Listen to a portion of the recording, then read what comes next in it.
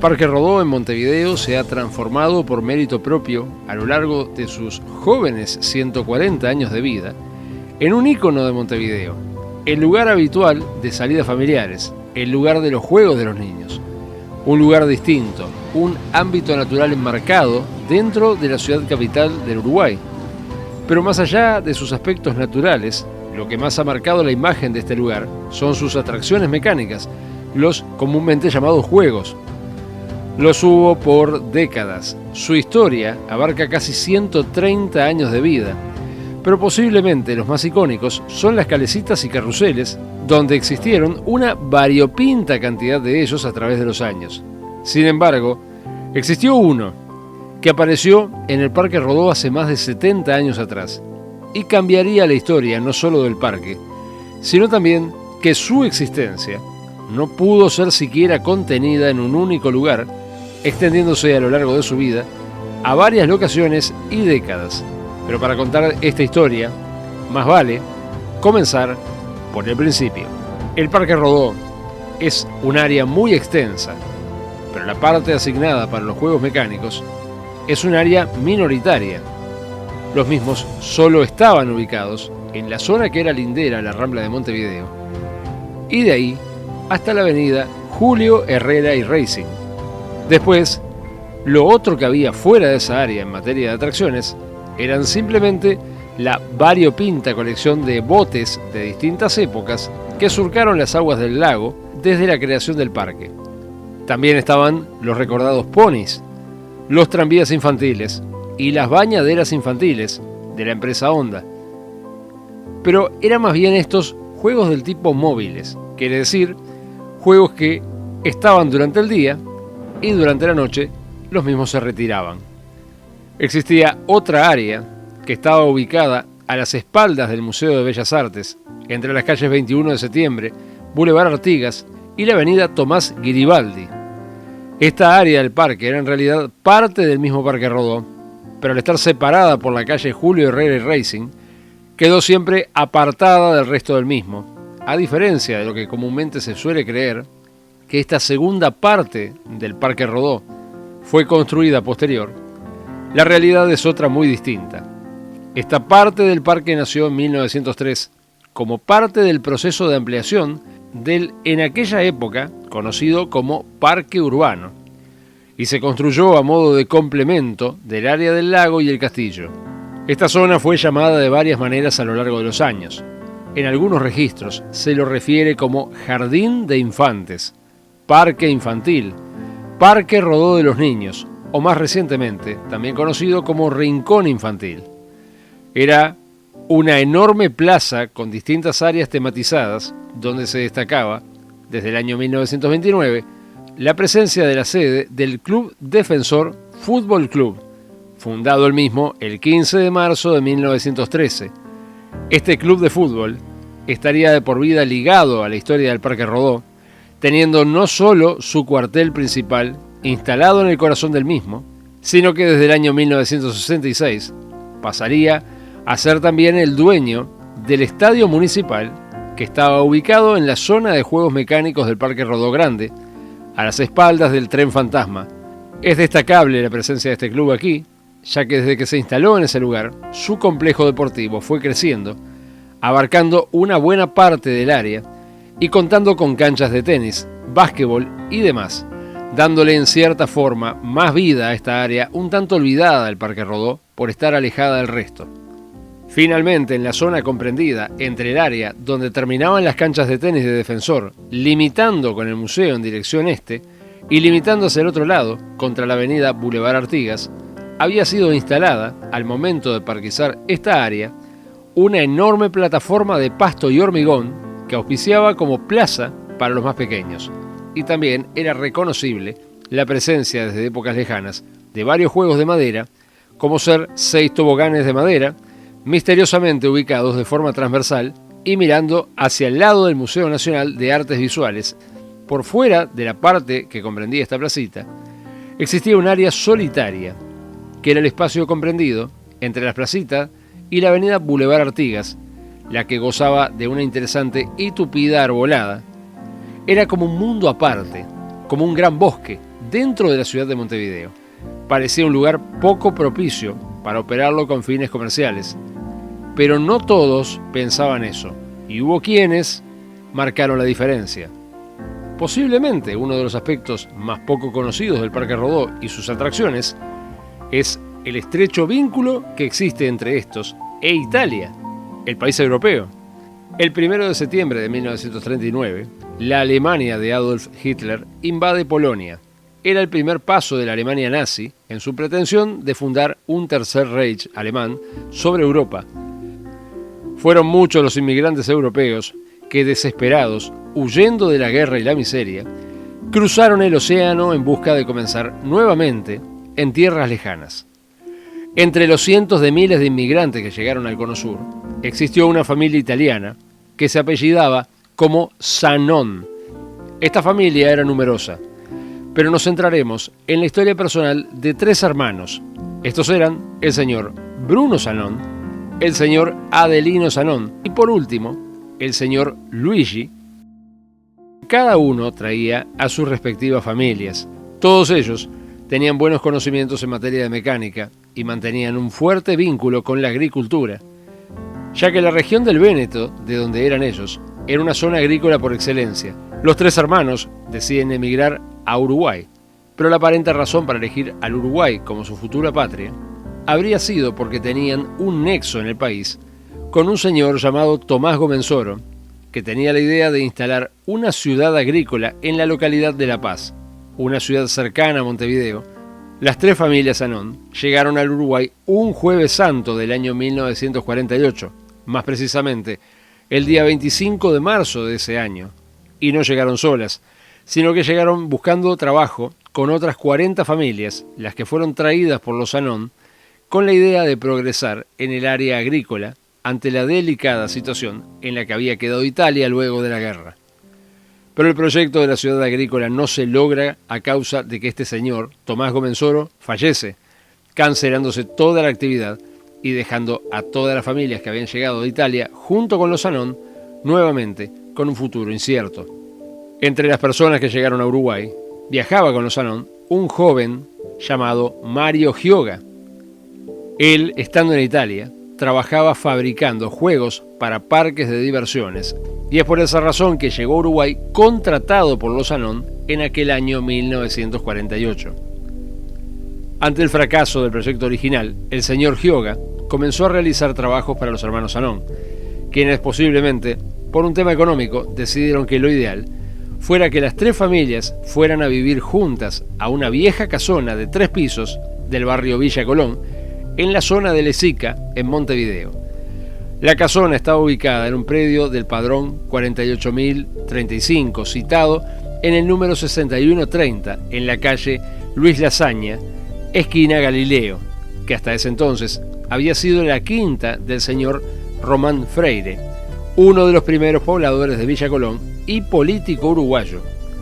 Cada una de las familias ocupaba un piso de la gigantesca casona con techo a 4 aguas y amplio terreno.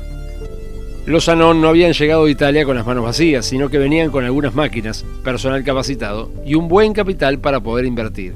Deciden entonces fundar en Montevideo una empresa llamada Industrias Mecánicas Sanon Hermanos, la que tenía como objetivo dedicarse a la venta y fabricación de herramientas y pequeñas maquinarias de uso agrícola, pero no se quedarían ahí solamente.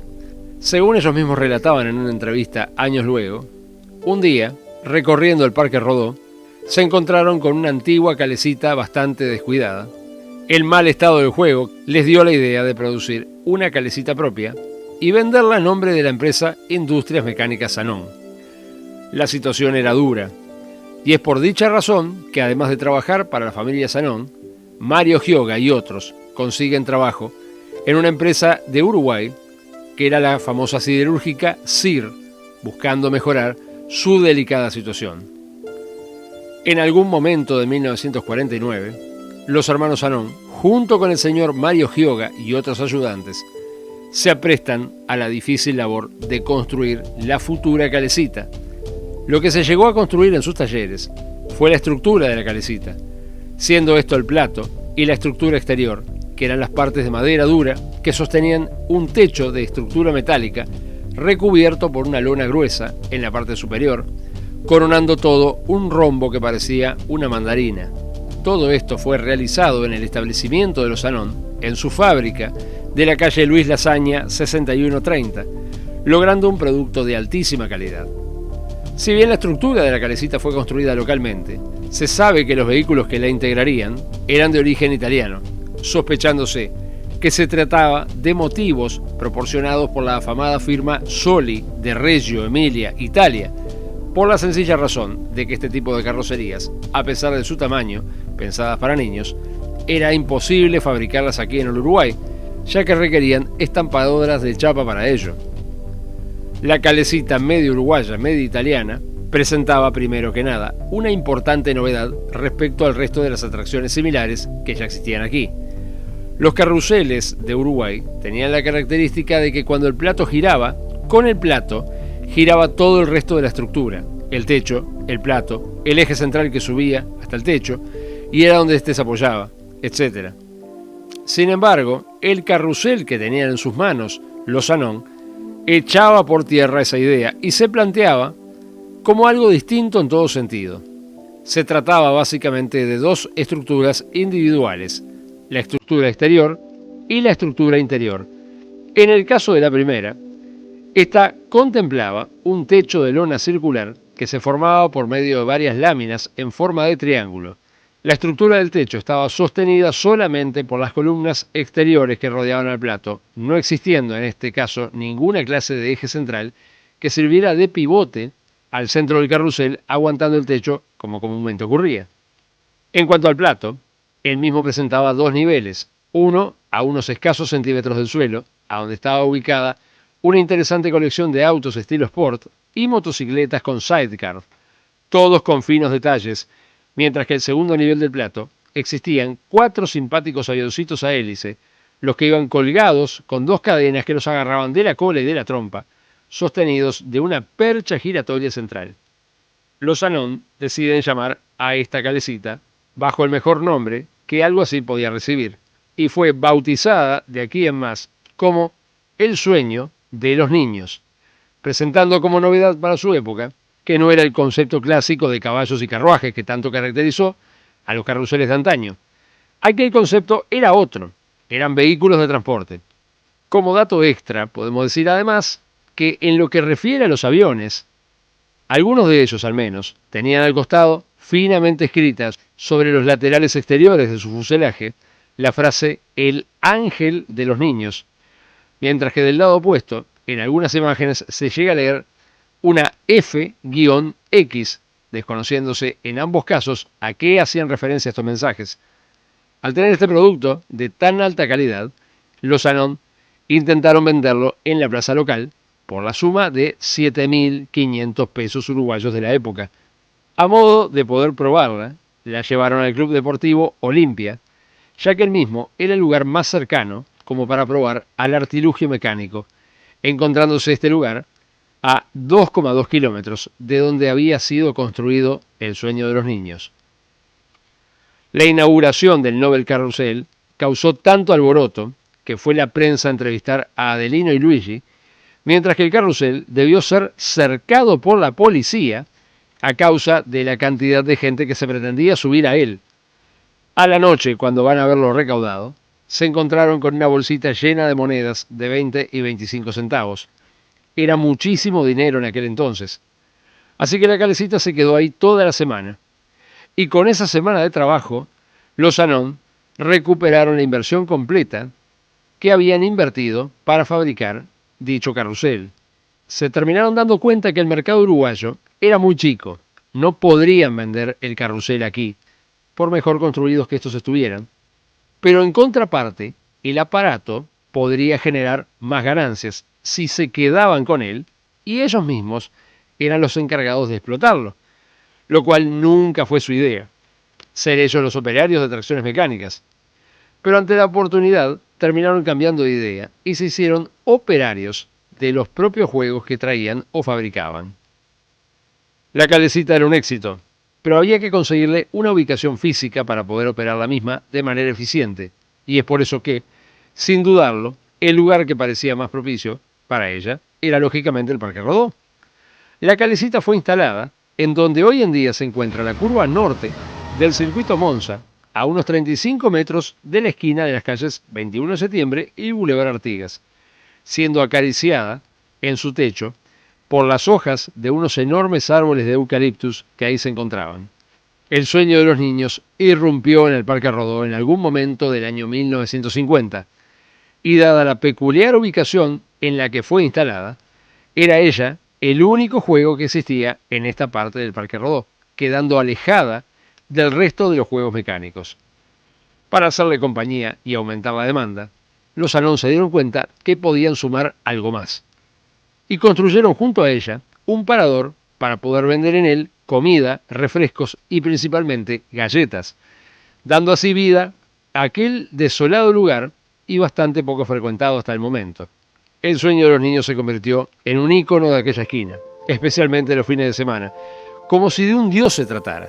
Todos los niños de la época querían subirse a la calecita, porque para ese entonces era una novedad fuera de serie. En cierta forma competía ella sola contra todo el resto del Parque Rodó, ya que jugaba por su cuenta, totalmente alejada del área de juegos tradicional del parque.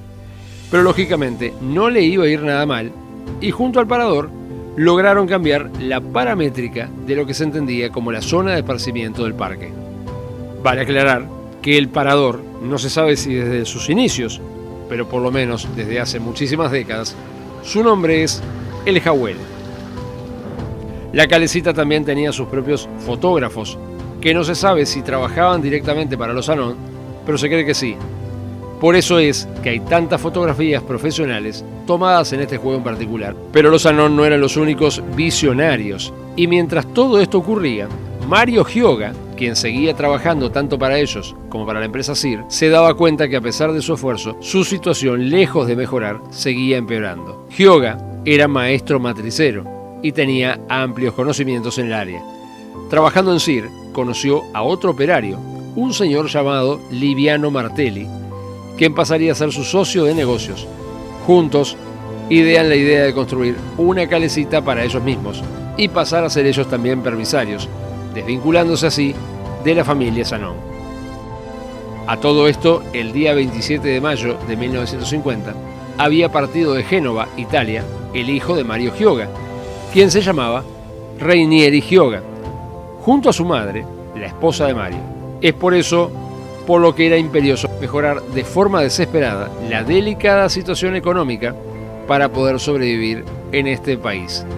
Ya en Uruguay, Rainieri Hyoga se une a su padre y a su ahora socio, el señor Liviano Martelli, y emprenden su propio negocio, buscando un mejor futuro por su cuenta. Trabajan en su proyecto dentro de la propia empresa Industrias Mecánicas Sanón para fabricar una calecita de similares características al sueño de los niños que ya operaba en el Parque Rodó, pero con algunos cambios. Luego de un arduo trabajo, la nueva calecita ve la luz y pasa a ser conocida como Super Calecita, siendo instalada en el Parque Rodó en 1954, pero en el ángulo opuesto al sueño de los niños, comenzando su andamiaje en un área del parque hasta ahora inexplorada. Al construir esta segunda calecita e instalarla, Mario y su hijo Rainieri Hyoga, junto con su socio Liviano Martelli, eran ahora permisarios y no le fue nada mal. Mario comentaba que con lo que se facturaba en un fin de semana con su flamante super calecita, sacaba más dinero que lo que generaba en toda la época cuando trabajaba en la SIR, pero también era alguien centrado y sabía que para crecer había que ahorrar y había que invertir, y eso se lograba con esfuerzo. La empresa que crearon para explotar la super calecita se llamaba Hyoga y Martelli, y por eso en el eje central de la super calecita se leía la frase Hyoga y Martelli, Industria Uruguaya. Esta calecita en la base era casi igual al sueño de los niños de los Anón. Tenía también 4 aviones en el medio y estaban compuestos los demás vehículos ubicados en la parte más baja de autos deportivos de modelo italiano y motocicletas con sidecar. Sin embargo, entre ellas, las dos calecitas presentaban sí algunas diferencias. En el caso de la super calecita, los autos eran más modernos que en su medio hermana. Estaban basados en un diseño de Alfa Romeo el 6C3000 Spider 1361, con 2 entradas de aire al frente de la careta, mientras que los aviones giraban en esta calecita en sentido contrario a los autos. Pero los Anon, por su parte, también no se quedarían quietos y buscaban mostrar sus productos en cuanta oportunidad tenían para ello. Y basándose en aquella primitiva premisa de marketing, es que en el año 1956, durante las actividades de la primera Exposición Nacional de la Producción, que se realizó a modo de festejo de la inauguración del Cilindro de Montevideo, quisieron estos formar parte también de dicha exposición, sumándose a otros juegos mecánicos que llegaron desde Brasil, entre ellos un super tobogán, calecitas varias, etc. Los Anon participaron también de esta exposición, retirando momentáneamente a la calecita El Sueño de los Niños, y mientras duró la exposición, la misma se trasladó desde el Parque Rodó hasta esta zona. Luego de terminada la exposición, la misma volvió a su lugar habitual en el Parque Rodó, a donde ya estaba de vuelta en 1957. Con este acontecimiento, se transformaba este en el tercer lugar físico donde dicha calecita operaba. Pero por mejores intenciones que se tuviera, el mercado de este país era sumamente pequeño, y el Parque Rodó como tal no era en realidad un parque de diversiones, era simplemente un parque público con algunos juegos. No era posible crecer mucho más de lo que ya había crecido la familia Anon. Aquí no había mercado para demasiados juegos mecánicos. Habían pasado 10 años desde la llegada de los Anon a Uruguay, y ante la imposibilidad de seguir creciendo, en el año 1958, los hermanos Anon más jóvenes, Luigi y Adelino, deciden viajar a Buenos Aires y presentarse con su empresa uruguaya en la República Argentina para intentar ganar una licitación abierta de la Municipalidad de Buenos Aires para instalar en la Avenida del Libertador y Callao un parque de diversiones o entretenimientos, como proyecto enmarcado dentro de la exposición del Sesquicentenario por los 150 años de la Revolución de Mayo en 1960. Dicha exposición se iba a desarrollar en un terreno de nada menos que 40.000 metros cuadrados y una capacidad máxima de 20.000 personas. Y no solo eso, el mercado potencial argentino era sin ninguna duda muchísimo más importante que la Plaza Uruguaya. La exposición del Sesquicentenario se suponía que debía inaugurarse el 25 de mayo de 1960, al cumplirse los 150 años de la Revolución. Pero las cosas se retrasaron hasta octubre, cuando pudo empezar a operar. Los Anon se llevaron para Buenos Aires, luego del verano de 1960, algunos de sus juegos que se encontraban hasta ese entonces en el Parque Rodó. Estos juegos eran el Aviones, el Torpedo y la calecita El Sueño de los Niños. Y a posterior se sumaría también el juego Helicópteros. En el caso de la calecita, según decían los Anon, esta última era retirada por considerar que era poco rentable lo que ella estaba haciendo en la zona del Parque Rodó Infantil en Montevideo, donde operaba desde 1950. Al retirar la misma, los Anon vendieron el parador y nunca más en su vida volverían a vincularse con esta área del Parque Rodó, quedando su actividad relegada a la zona del parque más contra la Rambla. Si bien no se sabe a ciencia cierta cuándo se fue la calecita El Sueño de los Niños a Buenos Aires, el día 20 de octubre de 1960, en una publicación de un periódico de Uruguay llamado El Día, aparece aún en el Parque Rodó la calecita, aunque es muy poco probable que la imagen esté tomada ese día, ya que conllevaba también un proceso revelado e impresión del periódico. Durante el proceso en el cual duró la exposición en Buenos Aires como tal, no se tienen datos certeros de cuántos eran los juegos proporcionados por los hermanos Anon a dicho evento. Cuando la exposición termina, lo que se fue en todo caso fueron las cosas relativas a la misma, pero no así los juegos mecánicos. Estos estaban ahí para quedarse, y si bien no existe una fecha exacta de cuándo el predio pasó de ser el predio de una ex exposición nacional a un parque de diversiones propiamente dicho, existen algunos registros fotográficos de los primeros años de la década del 60 donde se pueden sacar muchas conclusiones. Puede sonar raro decirlo así, pero exactamente no se sabe cuándo nació lo que luego se conocería bajo el nombre de Ital Park, Y es que en realidad el Ital Park se puede decir que fue algo que simplemente pasó. El parque como tal jamás tuvo una inauguración oficial en Buenos Aires, por lo que los juegos empezaron a operar durante la exposición misma, y lo que ocurrió luego es que se logró, por parte de la familia Sanón, conseguir una concesión para una empresa que ya estaba formada y quedarse en este lugar durante un plazo de 30 años, dejado ahora vacío por la exposición al terminar esta de forma oficial.